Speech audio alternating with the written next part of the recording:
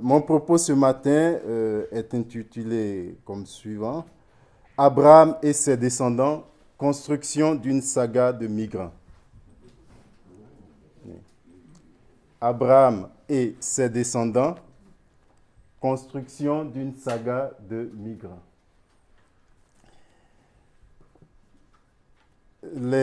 Donc il y aura une introduction bien sûr où je vais expliquer ma démarche.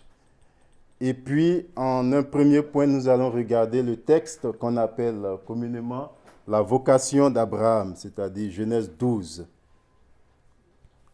Donc là,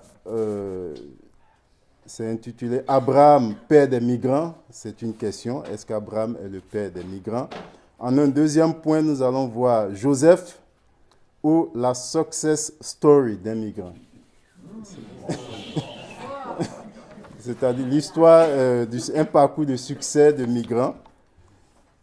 Et ensuite, en un troisième point, nous allons voir la fuite d'Égypte, le drame de l'amnésie et de la phobie.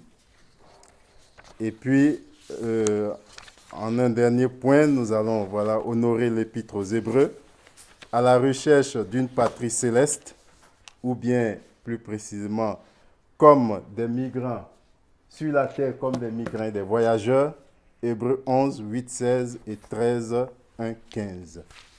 Et au terme de ce parcours biblique, nous allons voir ce que nous pouvons tirer comme piste de réflexion pour prolonger, pour nourrir notre action. La démarche que j'emprunte, donc nous allons regarder des textes bibliques. Est-ce que vous m'entendez? Oui. Voilà.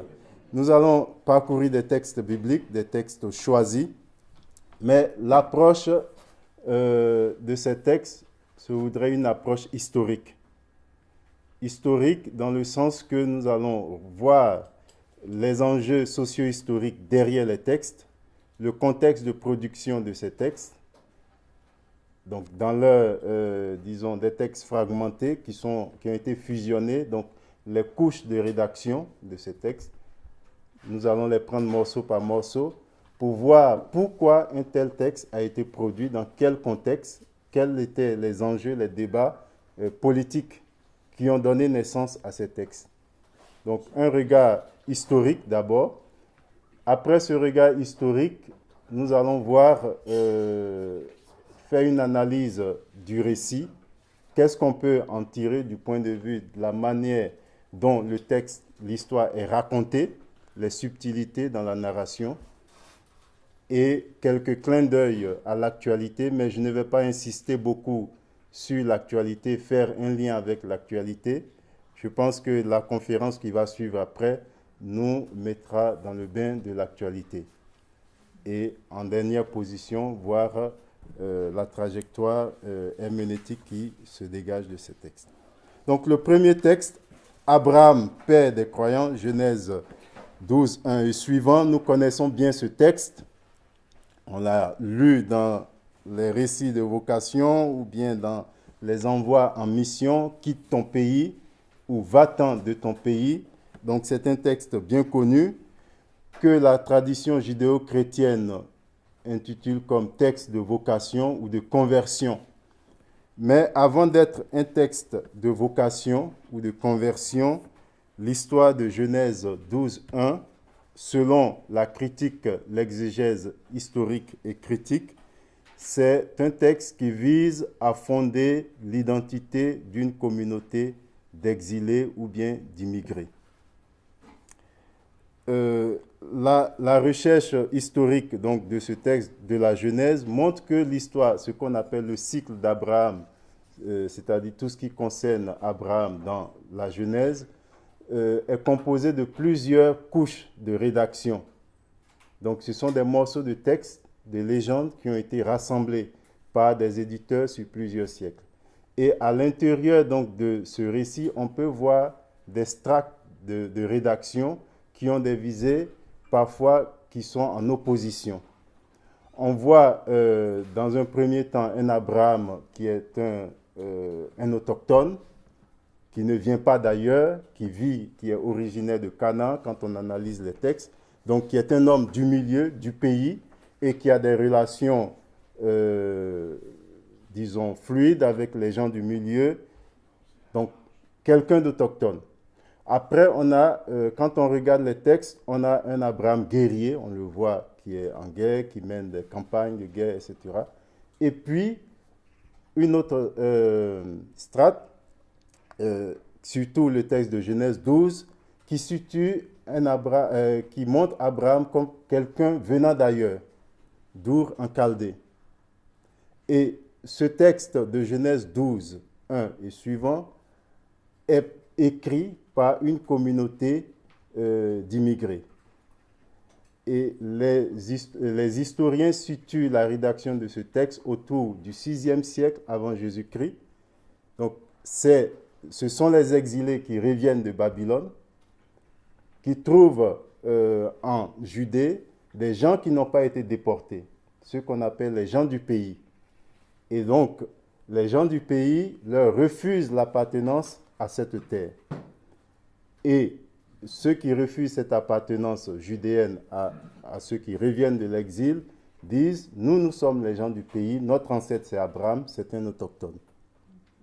Et donc, ceux qui reviennent de l'exil vont construire une autre figure d'Abraham en disant que Abraham venait d'Our en Chaldée. D'où le texte qui situe Abraham, donc la migration de son père Terah, d'Our en Chaldée, station à Haran, et ainsi de suite. Donc c'est un texte à visée politique qui construit l'identité d'un peuple. Donc nous sommes ici dans un contexte sociopolitique conflictuel orienté vers l'exclusion des immigrés que le récit de Genèse 12 voit le jour. C'est dans ce contexte que Genèse 12 voit le jour pour imprimer à la figure du patriarche une dimension inclusive. En faisant remonter ses origines en Chaldée, lieu de la déportation, donc c'est Babylone. Les indices, donc dans le texte, on peut voir des indices littéraires qui montrent que voilà, il y a cet enjeu politique, sociopolitique. On voit que Abraham, dans ses déplacements, il dresse des stèles, des lieux de culte, mais il n'offre pas de sacrifice. Il ne fait qu'invoquer le nom de Dieu. Et derrière cette manière de créer le texte, on peut se rendre compte que le temple de Jérusalem n'existe plus à cette époque. Au VIe siècle, ça a été détruit en 587. Donc, il n'y a plus de temple et le Abraham qu'on présente n'a pas la possibilité d'offrir un culte parce que le temple n'existe pas. Donc, le texte est une fenêtre sur l'histoire, sur le contexte socio-historique en ce point-là. Ensuite, les débats entre les exilés et les non-exilés est percevable dans le portrait dégradant dressé par les non-exilés. Donc, à partir de Genèse 12:10, on voit une autre figure d'Abraham que les historiens attribuent à ceux qui n'ont pas été exilés, donc aux gens du pays. C'est Abraham qui part en Égypte à cause de la famine, et puis là-bas, son séjour se termine par un échec. Donc, le portrait d'Abraham qui est dressé là est un portrait dégradant parce qu'on voit la manière dont il traite sa femme. Donc, c'est une réplique des gens du pays, les non-exilés, pour dire qu'il ne faut pas faire confiance aux immigrés. Un immigré, voilà ce qu'il est. C'est un menteur, il dit la vérité à moitié, il fait passer sa femme pour sa sœur et il joue un tour pour avoir des biens et il est reconduit aux frontières. Donc, quand on saisit le texte dans sa dimension historique, de cette manière, dans l'histoire de sa rédaction, on voit que le texte n'est pas si homogène, mais il y a plusieurs communautés derrière les textes qui sont en dialogue et dans des idéologies qui sont opposées. Donc, d'un point de vue historique, nous sommes en face de deux récits qui traduisent une crise politique générée par un phénomène migratoire où Abraham est à la fois père des migrants et patriarche autochtone. Figure ambivalente mais riche du point de vue narratif quand on suit les récits. comme migrant, son départ de Our en Chaldée constitue une rupture avec un environnement de non-vie. On voit qu'il perd son frère qui s'appelle Haran, et plus tard son père lui-même meurt, Téra, et on mentionne la stérilité de sa femme Sarah. Donc on voit que son parcours avant l'appel de Dieu est un parcours marqué par la mort. Et Dieu l'appelle pour un milieu de vie, puisqu'il lui fait une promesse de bénédiction, de fécondité, etc. En Chaldée, on pourrait dire qu'Abraham n'avait plus d'avenir, il était perdu.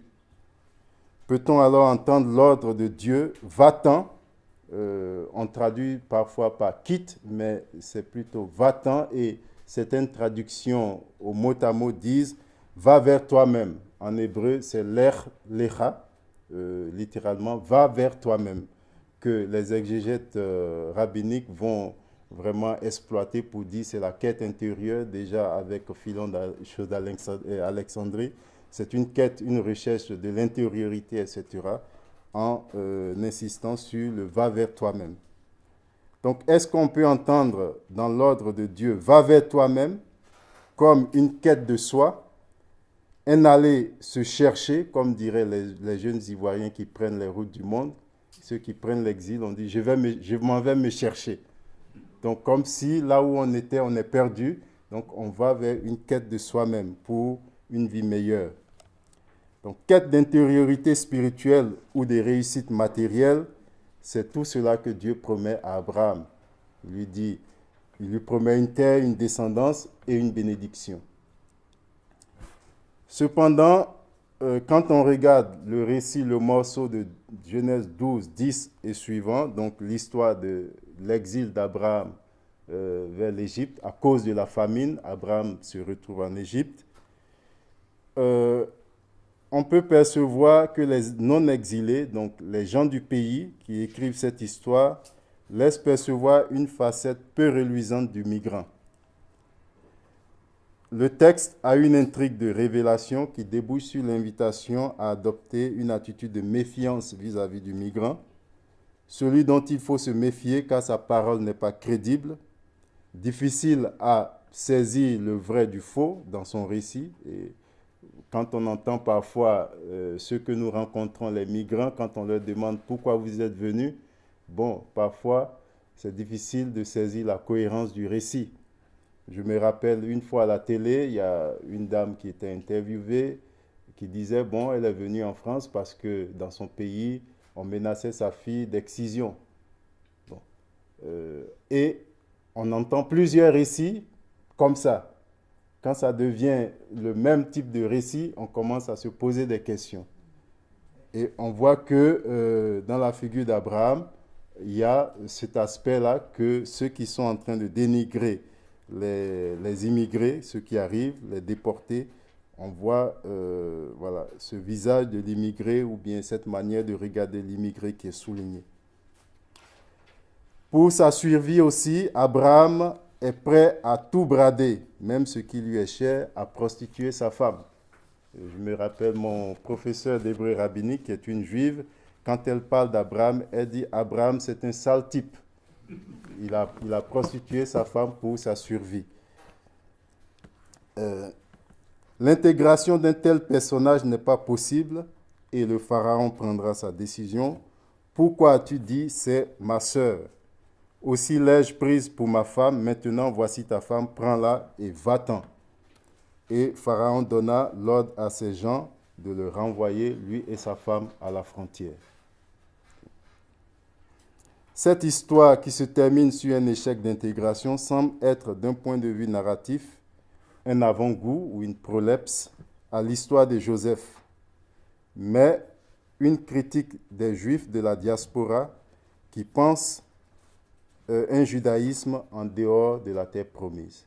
Donc, l'histoire d'Abraham qui va en terre promise et qui échoue, on aura une autre communauté de Juifs en dehors de la terre promise. Donc, c'est une diaspora juive en Égypte, à la même époque, au VIe siècle, qui vont écrire aussi leur histoire pour dire, oui, il est possible d'être juif, d'être bon juif en dehors de la terre. Donc on voit qu'il y a plusieurs communautés de dispersés, de migrants, qui dessinent leur identité autour de la migration et qui essaient de dire, oui, il est possible d'être juif en dehors de la terre. D'autres qui disent, non, il n'est pas possible d'être juif en dehors de la terre. Donc la terre reste un facteur, un élément important dans la construction de l'identité des différentes communautés autour de cette époque.